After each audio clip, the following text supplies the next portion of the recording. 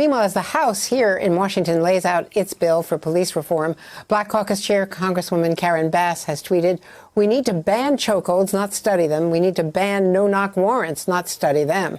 The people demand action." And joining me now is Congresswoman Bass.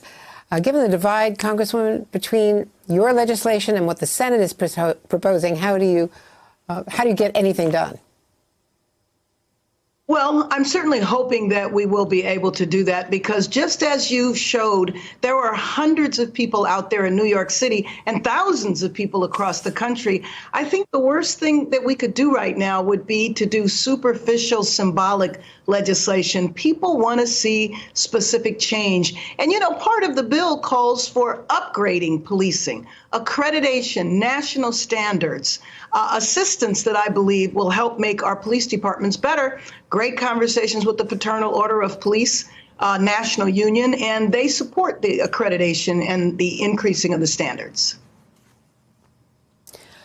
But the Senate is talking about taking this at a whole different level, studying it, looking at all of these issues. And time is running out. There's a July 4th recess starting July 2nd, and then only 1 week before the August recess. Right. Well, you know what? We're not really sure what our calendar is because of COVID. So I'm not sure that we will even have an August recess because we have so much work that needs to be done. We need to pass the HEROES Act in the Senate because unemployment is running out. But I think people have been on the streets for almost 30 days in a row, and it would be shameful for us not to act. So I am hopeful. You know that there's two Senate bills. There's the bill of Senator Scott.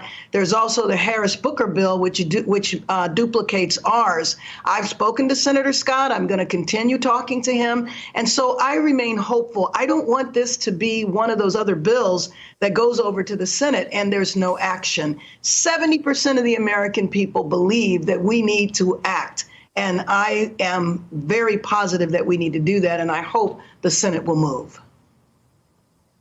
And one sign of change may be that I know there's legislation from a number of your fellow Democrats in the Senate to make Juneteenth a national holiday. 47 states acknowledge Juneteenth in one way or another.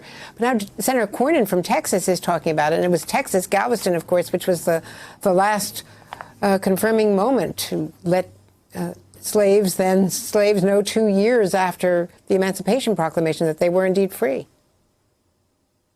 Right. I was very happy to hear that. I learned that a couple of hours ago. I think that's major progress. We have a bill over here. Representative Sheila Jackson Lee has a bill to make Juneteenth a holiday. And I think, you know, the country is going through a real collective lesson because, Andrea, you know, one of our problems is that we know very little about our own history. Most people don't realize that the period of enslavement lasted 256 years. And even after the Emancipation Proclamation, people came up with ways to re-enslave people.